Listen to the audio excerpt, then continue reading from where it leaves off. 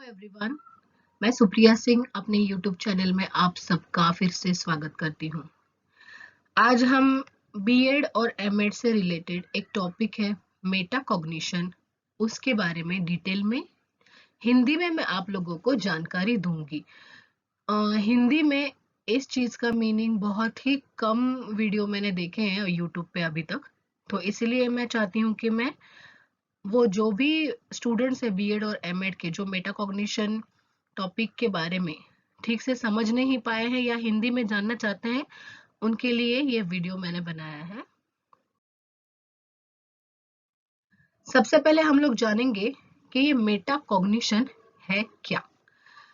Cognition तो BEd में हम लोग पढ़ रहे हैं या पढ़ चुके हैं, फिर भी एक बार मैं डिटेल में समझाती हूँ। कॉग्निशन का मतलब है ब्रेन से कनेक्टेड वाली चीजें जिसमें हम सोचते हैं, हम थिंक करते हैं, सोच विचार करते हैं। मतलब व्हाट पीपल नो, लोगों को क्या पता है और लोग क्या सोचते हैं, ये है कॉग्निशन। इजी है। मेटाकॉग्निशन क्या है कि लोग किस तरीके से सोचते हैं, हाउ पीपल थिंक, लेकिन क्या अबाउट देयर ओन थिंकिंग, हमें अपने बारे में क्या पता है, हम खुद किस तरीके से सोचते हैं। ये क्या है मेटाकॉग्निशन इज व्हाट, ये जो टीचर है, वुड बी टीचर जो खुद टीचर बनना चाहते हैं, उनको ये कॉन्सेप्ट पता होना बहुत जरूरी है, क्योंकि तभी उसी तरीके से वो अपने स्टूडेंट्स को हैंडल कर पाएंगे। जैसे कि अगर यहाँ पे स्टूडेंट्स के पॉइंट ऑफ व्यू से देखा जाए तो कोई भी स्टूडेंट, कोई भी बच्चा, उसको अपने बारे में क्या पता है कि वो कैसे स्टडी करता है या किस तरीके से स्टडी करने से उसको चीजें लर्न हो जाएंगी या समझ में आ जाएंगी। थोड़ा अभी भी आप लोगों को अगर कंफ्यूजिंग लग रहा है तो मैं और अच्छे से एक्सप्लेन करती हूँ।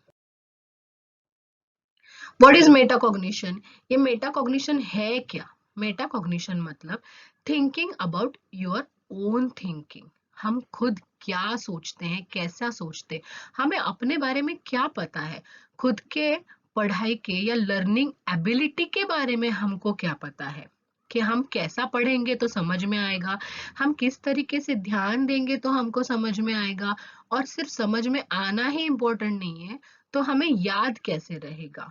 फॉर एग्जाम्पल, हर बच्चे का अपना अपना पढ़ाई का तरीका होता है। किसी को रीडिंग करने से याद रहता है और समझ में आता है, किसी को राइटिंग करने से समझ में आता है और याद रहता है, कोई ऑडियो विजुअल लर्नर होते हैं जो देखते हैं, सुनते हैं तो उनको याद रहता है, कोई प्लेवे मेथड से करता है तो उनको याद रहता है। तो इसका मतलब हर किसी का लर्निंग एबिलिटी का तरीका अलग अलग होता है, लेकिन ये तरीका हमारा खुद का तरीका, हमको खुद को पता होना, मतलब मेटाकॉग्निशन। और एक इजी एग्जांपल देती हूँ।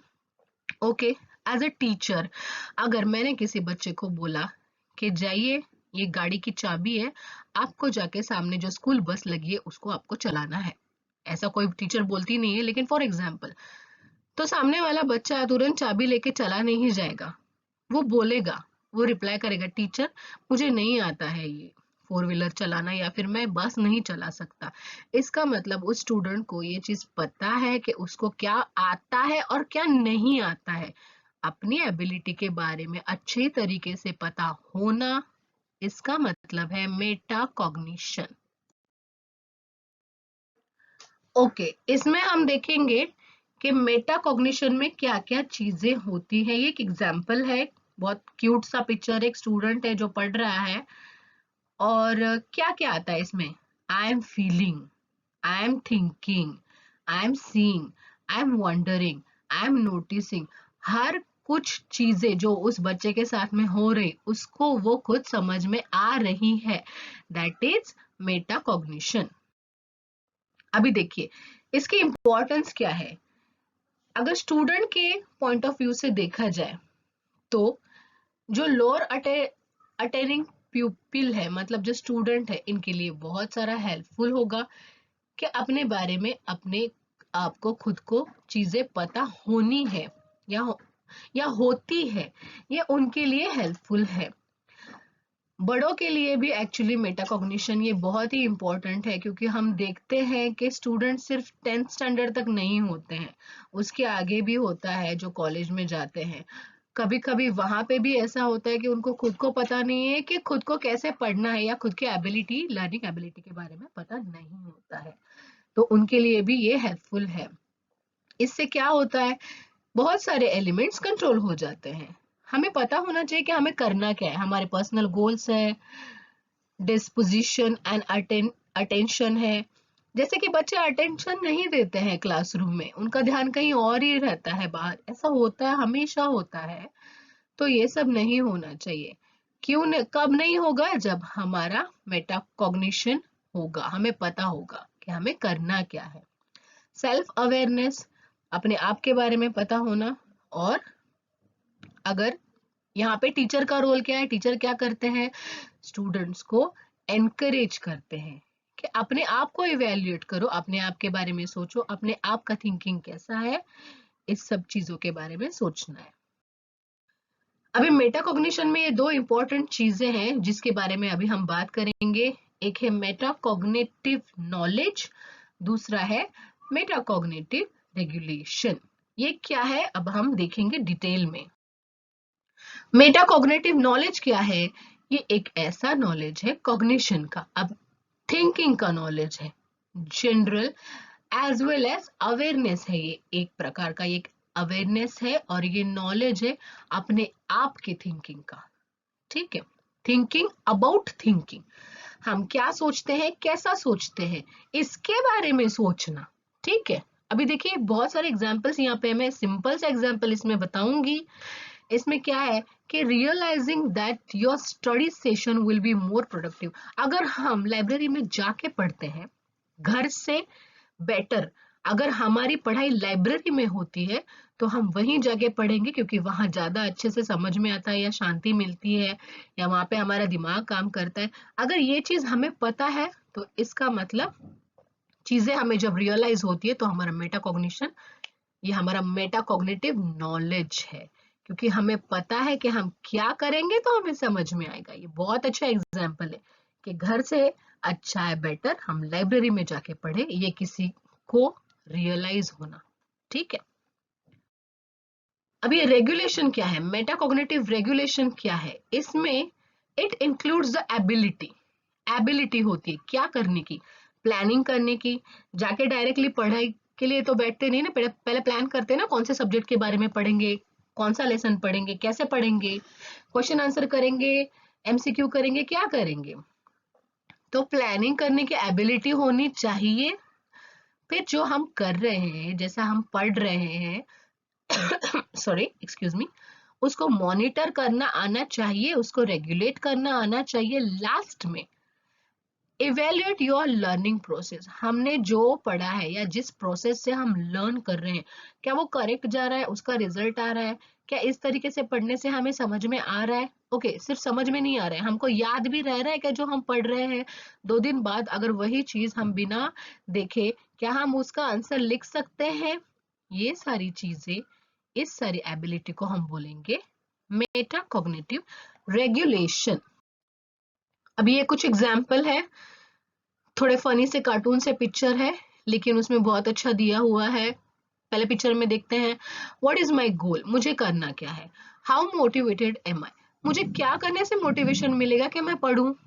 हाँ, नेक्स्ट पिक्चर में क्या दिख रहा है, what do I already know about the topic, ये जो टॉपिक मैं पढ़ने जा रही हूँ या जा रहा हूँ, उसके बारे में मुझे पहले से क्या नॉलेज है, मुझे क्या पता है, या मेरे लिए पूरा नया टॉपिक है।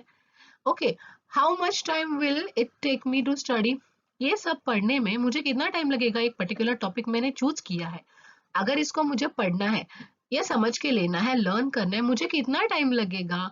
Next, what strategies work best for me on exam, मतलब अभी हमें लॉन्ग आंसर लिखने, ठीक है, तो मैं क्या स्ट्रेटेजी अपनाऊं कि मुझे अच्छे से याद रहे और मैं अच्छे से लिख पाऊं। ये सारे एग्जाम्पल्स है कि हम कैसा सोचना चाहिए या कैसा सोचते हैं, या जो सोचते हैं उनके पास जो मेटाकॉग्निशन है भी या नहीं।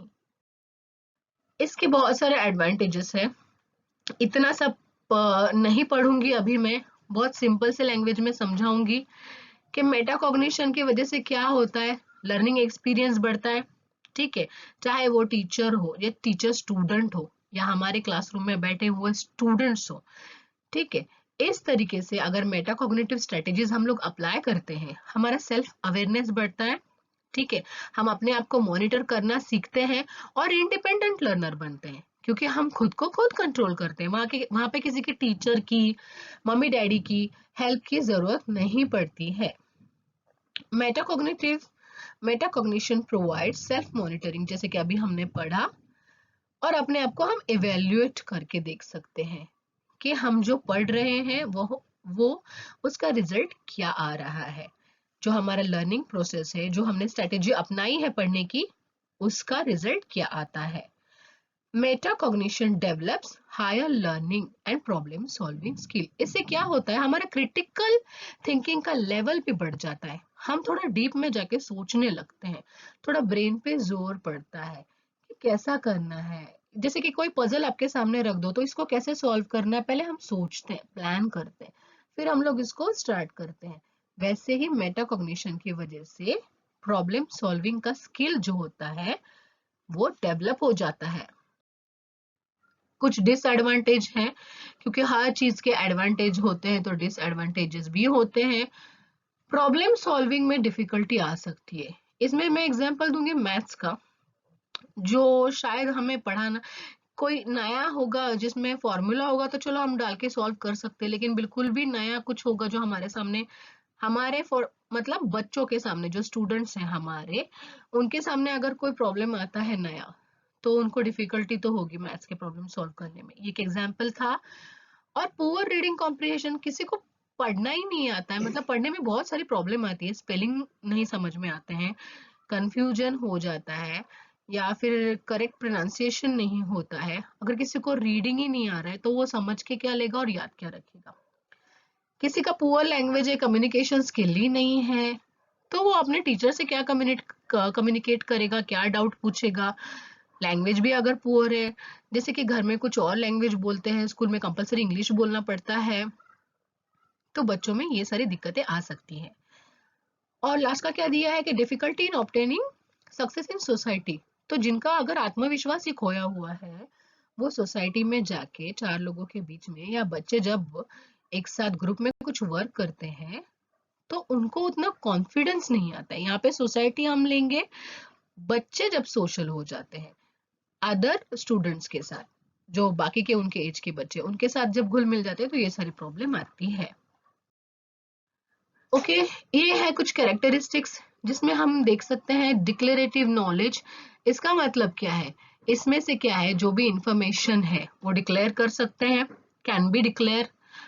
प्रोसीजरल नॉलेज, इसमें क्या है, knowledge of how to perform the steps, मतलब पता होना है कौन सी स्टेप पहले करनी है, कौन सी, जैसे पहले प्लान करना है, बाद में मॉनिटर करना है, हाँ, ये सारे स्टेप्स। कंडीशनल नॉलेज, इसमें क्या है, व्हेन टू यूज, कब क्या करना है वो पता होना चाहिए। अब हमारे पास आधा ही घंटा है, तो इसमें हम मैथ्स का प्रॉब्लम सॉल्व करने बैठेंगे तो दो ही हो जाएंगे, तो इससे अच्छा है कि हम कुछ ना कुछ एमसीक्यू कर ले या कुछ फिल इन द ब्लैंक्स कर ले, कब क्या करना है ये पता होना चाहिए। इसमें टीचर का रोल क्या है, सिंपल, टीचर यहाँ पे क्या करते हैं, अपने स्टूडेंट्स को बेटर थिंकर बनाते हैं, ठीक है, हेल्प करते हैं, उनको सोचने पे मजबूर कर देते हैं, अलग अलग अच्छे अच्छे टीचिंग स्ट्रेटेजीज अपना के। लास्ट में हम कंक्लूजन में क्या देखेंगे कि student believes about learning and their capacity to learn.